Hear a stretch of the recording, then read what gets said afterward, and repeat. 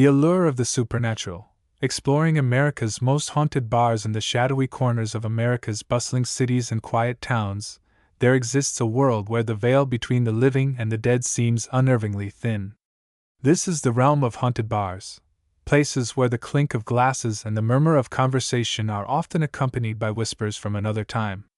For those who dare to venture into these eerie establishments, the experience can be both thrilling and chilling, offering a glimpse into a supernatural world that defies explanation. Haunted bars have long captivated the imaginations of thrill-seekers and history buffs alike. These venues, steeped in decades, or sometimes centuries, of history, serve as more than just watering holes. They are portals to the past, where the echoes of former patrons and tragic tales linger in the air. Whether it's the ghost of a jilted lover wandering the halls or the spirit of a barkeep still tending to his duties, each haunted bar tells its own unique story, drawing visitors into a narrative woven with mystery and suspense. The fascination with haunted locations is deeply rooted in human curiosity about the unknown. Bars, with their rich histories and intimate settings, provide an ideal backdrop for such encounters. Unlike sprawling mansions or desolate graveyards, bars invite interaction. They are spaces where people gather, where stories are shared, and where the line between the mundane and the mystical can blur. This combination of social intimacy and historical intrigue makes haunted bars particularly compelling subjects for exploration. For many, the appeal lies not only in the possibility of witnessing paranormal activity, but also in the stories behind these spectral occurrences. Each haunted bar carries its own lore, passed down through generations of patrons and staff. From violent altercations to unrequited love, from untimely deaths to mysterious disappearances, these tales add layers of depth to the haunting experiences reported by visitors. They transform ordinary buildings into living legends, where every creak of the floorboards and flicker of the lights might be a message from beyond. As we embark on this journey through America's most haunted bars, we will delve into the heart of these spectral sanctuaries. We'll uncover the chilling histories that have given rise to their reputations, explore the eerie encounters reported by those brave enough to visit, and examine why these locations continue to draw crowds eager to test their courage against the supernatural. Whether you're a seasoned ghost hunter or simply someone intrigued by the darker side of history, the stories contained within these walls promise to send shivers down your spine and ignite your imagination. So grab your favorite drink, dim the lights, and prepare to step into a world where the past refuses to stay buried. A world where every sip might be accompanied by the presence of something otherworldly. Welcome to the realm of haunted bars, where history and horror collide in the most fascinating ways imaginable. A tale of death and debauchery in Savannah, Georgia. Nestled in the historic district of Savannah, Georgia, the slaughterhouse stands as a grim testament to the city's sordid past. Built in 1853, this imposing brick structure began its life as a legitimate butcher shop before descending into a notorious underground gambling den during the Civil War era. The building's dark transformation began when local crime boss Silas Pembroke converted the basement into a clandestine operation, attracting soldiers, politicians, and criminals alike. What started as illegal card games soon evolved into something far more sinister: illegal duels, underground fight clubs, and whispered rumors of human trafficking. The violence that permeated the slaughterhouse reached its peak during Reconstruction, when the establishment became known as Pembroke's Pit. Historical records from the Savannah Police Department archives reveal over 40 documented deaths occurred within its walls between 1865 and 1872 alone. The most infamous incident involved a Union soldier named Captain Elijah Cross, who was found mutilated in the basement after losing a high-stakes poker game. His final words, reportedly scrawled in blood on the wall, read, "The cards were marked, the dice were loaded. I'm already dead." When Prohibition swept across America in 1920, the slaughterhouse reinvented itself once again, this time as a speakeasy called the Red Room. However, the building's dark reputation only grew stronger. Local newspapers from the era document numerous disappearances linked to the establishment, including that of flapper dancer Lila Mayfield, whose ghostly apparition has been spotted countless times since her vanishing in 1923. Her last known performance at the Red Room ended abruptly when she supposedly witnessed something so horrifying that she ran from the stage and was never seen again. During World War II, the slaughterhouse served as a USO club for soldiers shipping out from nearby Hunter Army Airfield. It was here that the tragic love story of Corporal James Whitaker and waitress Evelyn Harper unfolded. Their romance ended in disaster when Evelyn discovered James had been secretly married, leading her to take her own life in the upstairs apartment. James, overcome with guilt, followed suit weeks later, creating what many believe to be one of the strongest paranormal bonds in the building's history. The current incarnation of the slaughterhouse opened its doors in 1995, embracing its macabre heritage while attempting to maintain a veneer of respectability. Yet the building's violent past refuses to remain buried. In 2004, a fire destroyed much of the interior, revealing hidden rooms containing shackles, bullet casings, and cryptic messages carved into the walls. Despite extensive renovations, many original features remain intact, including the blood-stained oak bar from the speakeasy days and the iron staircase that leads to the infamous basement. Local historian Margaret Ellsworth, author of Shadows of Savannah, notes that the slaughterhouse's location atop ancient Native American burial grounds may have contributed to its cursed reputation. Archaeological surveys conducted during recent renovations uncovered numerous artifacts dating back to the Creek Nation, along with evidence suggesting the site was used for ceremonial purposes involving human sacrifice. This revelation adds another layer of darkness to the building's already troubled history, explaining why subsequent owners have struggled to keep the establishment free from tragedy. Today, the slaughterhouse continues to operate as a bar and music venue, though few regular patrons realize the full extent of its bloody past. The building's structural peculiarities, the uneven floors, the cold spots near the basement entrance, the perpetual smell of smoke in certain areas, all serve as subtle reminders of the violence and death that have saturated its very foundation. As night falls over Savannah's historic district, the slaughterhouse stands as a monument to humanity's capacity for both creation and destruction, its walls whispering secrets from a time when life was cheap and death came easily. Ghostly encounters at the slaughterhouse. Tales from the living. The slaughterhouse's reputation extends far beyond mere historical accounts, as evidenced by the countless personal testimonies from patrons and staff who have experienced its supernatural phenomena firsthand. Among the most compelling stories comes from bartender Sarah Mitchell, who worked at the establishment for 5 years before leaving due to repeated unsettling encounters. She recounts how, during late-night shifts, she would consistently hear the sound of boots stomping up and down the iron staircase, even when the building was empty. "I'd check every floor, every room," she recalls, "but there was never anyone there. The noise always stopped right outside the locked basement door." Perhaps the most documented phenomenon involves the ghost of Lila Mayfield, whose ethereal presence has been captured on security cameras multiple times. Night manager Tom Reynolds describes reviewing footage from December 2018, showing a figure in a 1920s flapper dress dancing alone on the main stage. "What really chilled me was when we zoomed in," he explains. "Her face wasn't visible, it was just blank space where her head should be." Several customers have reported seeing the same apparition, often accompanied by the faint sound of jazz music, despite no band being present. The restaurant staff maintains a detailed log of supernatural occurrences, which includes over 200 entries spanning the past decade. One recurring event involves the sound of breaking glass emanating from the basement, typically occurring around midnight. Maintenance worker Carlos Ramirez claims to have witnessed this phenomenon personally.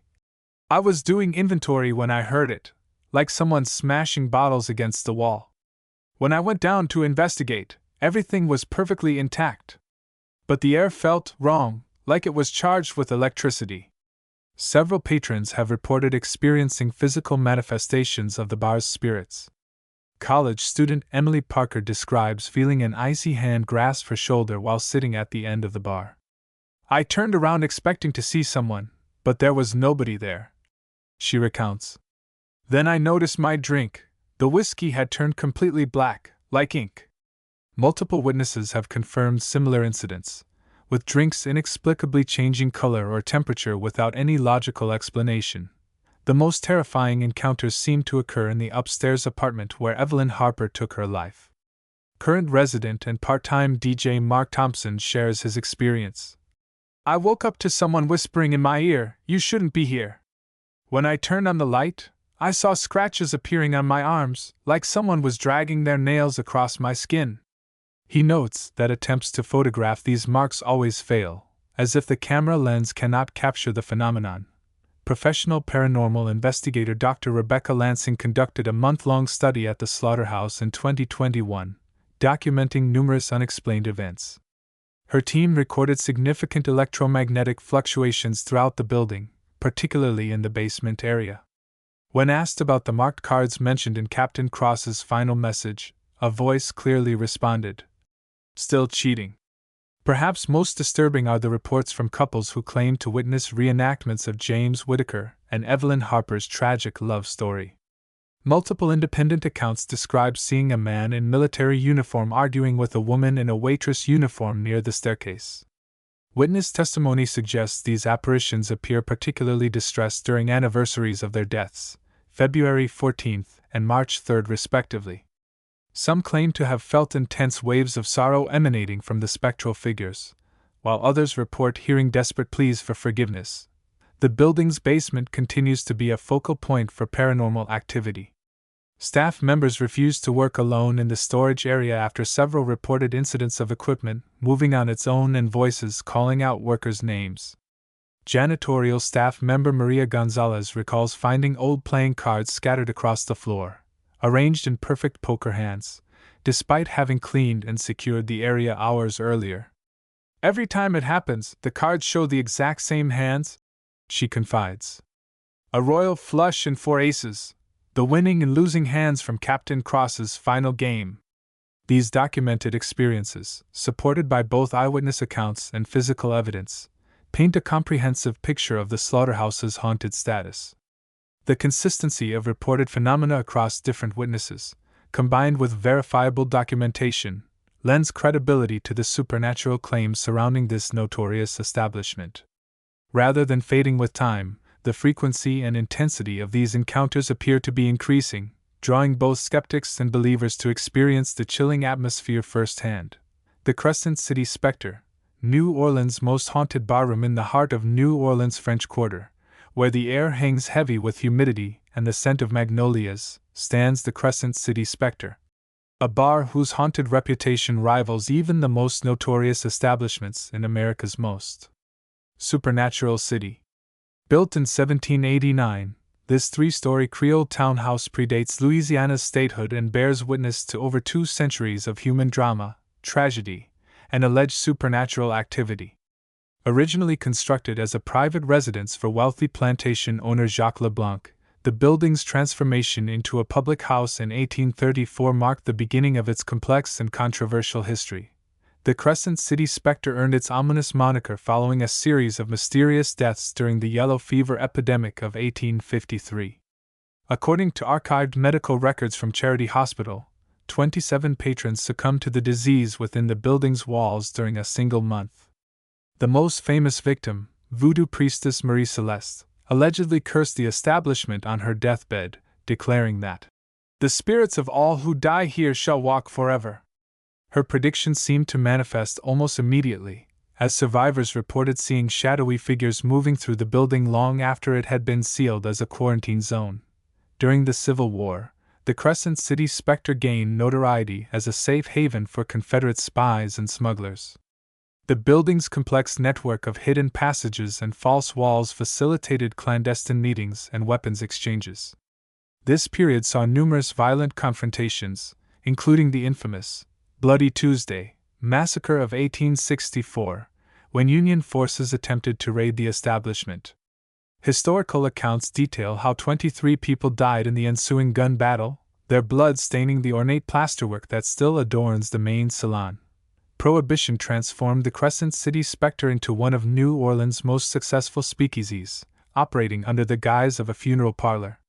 This macabre cover proved doubly appropriate, as the building's basement housed both illegal alcohol operations and a makeshift morgue for victims of organized crime violence. The most notorious incident involved mobster Vincent, the undertaker, Moretti, whose brutal murder in 1929 left the building's signature mahogany bar permanently stained with blood. Local legend claims that Moretti's spirit remains trapped behind the bar, eternally searching for his stolen fortune. The building survived Hurricane Katrina in 2005, though floodwaters reached the second floor and caused extensive damage to its historical features. During cleanup efforts, workers discovered a hidden chamber containing over 50 preserved journals documenting the lives and deaths of previous occupants. These diaries, now preserved at Tulane University's Special Collections, provide invaluable insight into the building's supernatural phenomena, with multiple authors independently describing similar ghostly encounters spanning different eras. Current owner Antoine Broussard, a direct descendant of Jacques Leblanc, has embraced the bar's haunted reputation while maintaining its historical integrity. Under his stewardship, the Crescent City Spectre has become a popular destination for both tourists and serious paranormal investigators. The building's distinctive architectural features, including its original gaslight fixtures, wrought iron balconies, and hand-painted ceiling frescoes, create an atmosphere that perfectly blends antebellum elegance with Gothic mystery. Each room bears subtle reminders of its violent past, from the bullet holes in the main salon's paneling to the faded bloodstains on the marble staircase. The Crescent City Spectre's historical significance extends beyond its supernatural reputation. Recognized as a National Historic Landmark in 1974, the building represents one of the finest examples of French colonial architecture in the United States. Its preservation has been meticulously maintained, with restoration efforts carefully documenting each phase of its evolution from private residence to public house. The building's structural integrity, despite numerous renovations and natural disasters, serves as a testament to the skill of its original builders and the dedication of its subsequent caretakers. Yet it is the convergence of history, architecture, and alleged supernatural activity that truly sets the Crescent City Spectre apart. The building's very fabric seems imbued with the energy of its past inhabitants, from the enslaved workers who constructed it to the elite socialites who danced in its ballroom, from the desperate souls who sought refuge during epidemics to the criminals who plotted in its shadows.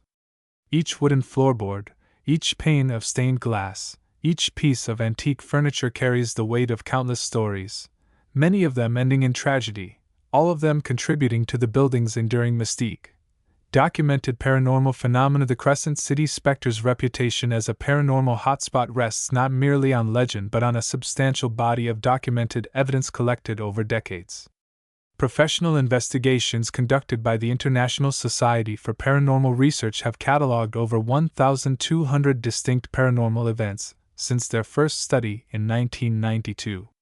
Chief among these findings is the persistent electromagnetic field, EMF, anomaly detected consistently in the southeast corner of the main salon, precisely where historical records indicate Vincent Moretti met his demise. Advanced thermal imaging equipment has captured temperature drops of up to 40 degrees Fahrenheit in this area, often accompanied by orb-like manifestations visible to both infrared cameras and the naked eye. The bar's infamous crying staircase phenomenon has garnered particular attention from researchers. Audio analysis specialist Dr. Elena Martinez spent 6 months recording ambient sounds throughout the building, capturing what she terms structured emotional resonance emanating from the main staircase. Her team identified distinct vocal patterns matching known recordings of mourning practices from the 1850s yellow fever epidemic. Especially compelling is the recurring pattern of sobbing accompanied by the phrase, "Jene papa parter," spoken in a female voice that spectral audio analysis software identifies as matching the voice print characteristics of Marie Celeste. Perhaps the most scientifically verified aspect of the Crescent City Spectre's haunting involves the building's antique chandeliers. Structural engineer Peter Langston documented unusual oscillation patterns in the main salon's crystal fixture, defying conventional physics explanations. Despite extensive examination ruling out mechanical faults or external vibration sources, the chandelier demonstrates consistent movement patterns corresponding to historical seismic data from the 1880s. This temporal displacement theory gains further credence from the discovery of microscopic particles embedded in the crystals that carbon date to periods long before the chandelier's installation. The building's hidden chamber, discovered post-Katrina, has produced some of the most compelling paranormal evidence. Conservationist Mary Beth Cohen, while restoring the recovered journals, noted spontaneous page rearrangement and text alteration in several volumes. Using ultraviolet light analysis, her team identified invisible ink messages overlaying the original handwriting, containing detailed descriptions of modern technology and events. Particularly noteworthy is the journal entry dated 1864 that accurately predicts the 2005 hurricane's path and impact, complete with references to concepts like satellite images and emergency response teams. His team isolated conversations between unidentified entities discussing contemporary events in real time. Notably, these communications often reference specific individuals present in the building, including accurate details about their appearance and actions. One particularly chilling exchange involved two apparent spirits debating whether to show themselves to a visiting tourist group, moments before multiple witnesses reported seeing translucent figures moving through the walls. Thermal mapping studies have revealed consistent cold spot formations along the building's hidden passageways, regardless of external temperature conditions. Environmental scientist Dr. Rachel Kim attributes this phenomenon to localized entropy disruption, noting that affected areas demonstrate molecular behavior inconsistent with known physical laws. Her team's experiments with quantum entanglement sensors suggest these cold spots represent points of dimensional interface, potentially explaining reports of objects and people momentarily disappearing from view. Perhaps most convincingly, biological monitoring of witnesses during paranormal encounters has produced measurable physiological responses. Neuroscientist Dr. Thomas Wu's research documents synchronized brain wave patterns among groups experiencing simultaneous hauntings, with delta and theta wave activity matching sleep paralysis states despite subjects being fully conscious. Blood tests taken immediately following encounters reveal elevated levels of DMT, the naturally occurring psychedelic compound associated with near-death experiences and altered states of consciousness. The bar's surveillance system has captured numerous inexplicable occurrences, verified through frame-by-frame analysis by forensic video expert Marcus Chen. Regular patterns emerge in these recordings: glasses levitating from shelves exactly 12.3 seconds after midnight, shadow figures traversing walls in defiance of gravity, and liquid pooling in geometric patterns on surfaces without apparent cause. Interestingly, these phenomena demonstrate seasonal variations, peaking during Mardi Gras and diminishing during Lent, suggesting some correlation with spiritual or metaphysical calendars. Scientific instrument calibration checks conducted monthly since 2010 have consistently shown equipment malfunctions within the building's premises. Digital thermometers display erroneous readings, compass needles spin erratically, and digital cameras frequently produce corrupted files. Electronics engineer Susan Patel's investigation revealed that these anomalies correspond precisely with historically documented violent events, as if the building's very fabric retains traumatic memory imprints that interfere with modern technology. The cumulative weight of this evidence, gathered through rigorous scientific methodology and corroborated by multiple independent studies, presents a compelling case for the Crescent City Spectre's genuine paranormal activity. The consistency of reported phenomena across different investigative teams, combined with verifiable physical evidence and reproducible results, challenges conventional scientific understanding while providing unprecedented insight into the nature of haunting phenomena. Echoes of maritime tragedy in Portland, Maine. Perched on the rugged coastline of Portland, Maine, the rusty anchor occupies a weather-beaten building that has stood sentinel over Casco Bay since 1823. Originally constructed as a maritime supply warehouse, the structure's thick stone walls and salt-encrusted beams bear witness to nearly 2 centuries of seafaring history. Its transformation into a tavern in 1876 coincided with Portland's emergence as a major fishing port, attracting sailors, dockworkers, and merchants whose stories and spirits would forever haunt its salt-worn floors. The rusty anchor's most infamous chapter began during the Great Gale of 1889, when a devastating storm claimed the lives of 73 fishermen returning from Georges Bank. Historical records from the Portland Press Herald document how surviving crew members sought refuge in the then tavern, carrying tales of their lost comrades and the spectral ship that had appeared in the storm's aftermath. This ghost ship sighting marked the beginning of the Rusty Anchor's supernatural reputation, with patrons reporting visions of drowned sailors materializing in the fog-shrouded windows.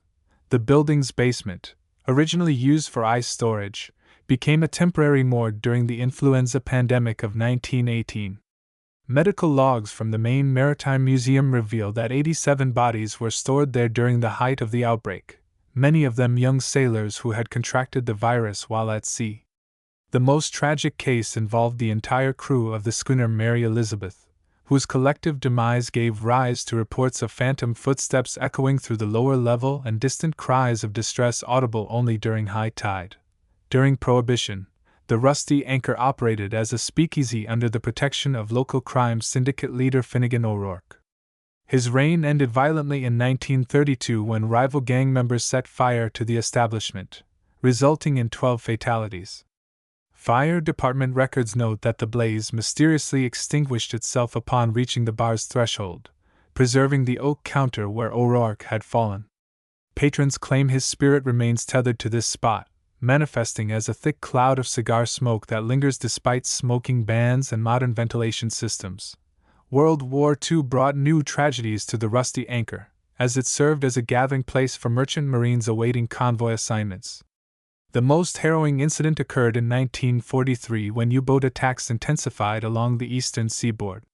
Survivor accounts from the Portland Naval Records Office detail how wives and sweethearts would wait hours, days, sometimes weeks for news of their loved ones, many never receiving closure. Their collective grief seems to have imprinted itself on the building, with witnesses reporting shadowy figures staring out to sea from upper windows, their forms dissolving like mist against the glass. The Rusty Anchor survived urban renewal efforts in the 1970s, though neighboring structures fell victim to demolition.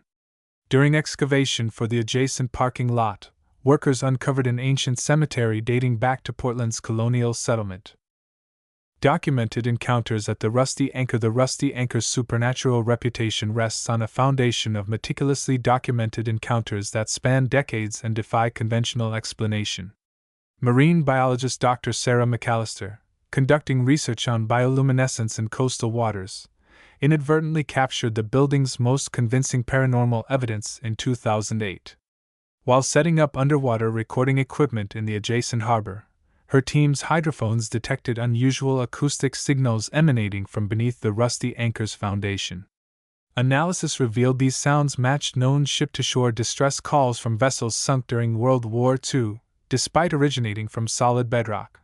The bar's ghost light phenomenon has become particularly well documented through security camera footage. Night manager Thomas Briggs maintains an archive of over 300 instances where a greenish glow manifests in the upstairs windows between midnight and 1:30 a.m. Thermal imaging confirms these lights generate no heat signature, yet they cast distinct shadows across the room. Of particular interest is their synchronization with tidal patterns. The lights appear brightest during high tide and dim as the water recedes, suggesting a connection to the lunar cycle and gravitational forces. Perhaps most compelling are the documented interactions between patrons and what staff call the Watchers. Psychologist Dr. Emily Porter conducted a 5-year study on the psychological effects of paranormal encounters, focusing on the Rusty Anchor's regular customers.